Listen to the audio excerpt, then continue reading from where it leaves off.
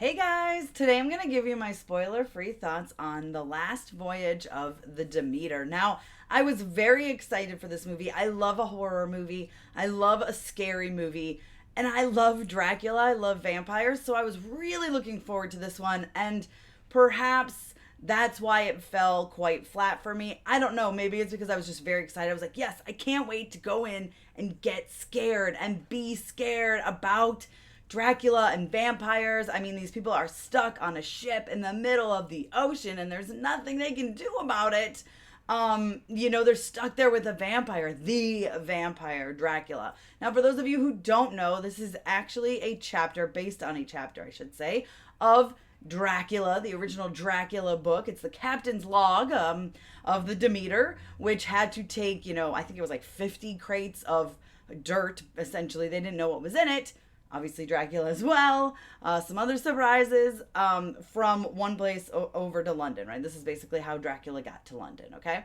That's the story. Now, I was really, really, like I said, really, really looking forward to it because I love to be scared. I get scared very easily and I love to be scared. So I was really looking forward to that. And unfortunately, I don't know what it is about this movie because it has a great cast and they do a really good job. The acting is good. There's some great visuals here. It just really fell flat for me. And I think what happened is not only is it a very slow burn at first, you've got a little bit of stuff that happens in the daylight, but not much. It's usually at night in the dark, out to sea. It's stormy. It's dreary.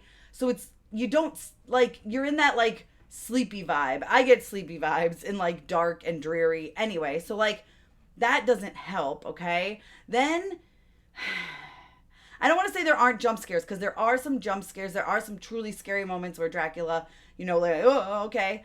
But they just show him far too much that you're like over it. After like the third time you full on see his face, you're like, okay. Like, I think what they should have done is save the reveal. There's two parts. There's two parts towards the end that are really great shots of Dracula. And I'm like, that is the first time we should have actually fully seen Dracula. One of those two would have been great, would have made for a much more suspenseful, on the edge of your seat type film. Because this movie doesn't really know what it wants to be. It kind of tries to set up that like eerie vibe of suspense, right?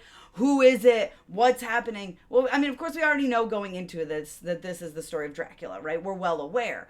But it would help to not see him. I always say creature films work best when you don't see them that much. And that is where this really falls because it falters because we see a lot of Dracula, like too much of Dracula. And while he looks cool, like that kind of ruins it after a little bit. Not to mention there's some really likable characters that they kind of kill off very early, which is kind of frustrating. And by then you're like, I don't even care anymore. Like, what's going on? It's just, I don't know. It just felt very slow, very boring at times. Like, I was struggling to stay awake. I was like, all right, like, wake up, like, sit up, eat some popcorn. Like, because it was very dark and you hear the rain and then you're not seeing, there's not much things going on. Like I said, there's some really cool visuals. There's one moment where someone has blood running from their neck. That's like very cool looking. Gory, but very cool.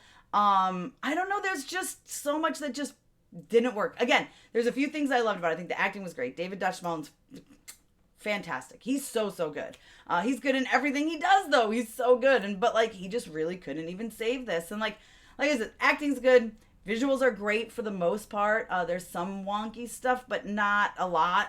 I think the main problem is it's slow. It's a little bit drawn out. It's a bit of a slow burn at the start. And then all of a sudden you're just seeing Dracula like a zillion times. And you're like, listen, I would have liked this to be saved. It's not as scary when you've seen the creature, right? Like we know it's going to be Dracula. You don't have to show us that it's Dracula. Show a dark shadow moving. Someone just being flung to the side and blood spraying out. Something like that. It would have worked better than like full on here's Dracula. I don't know.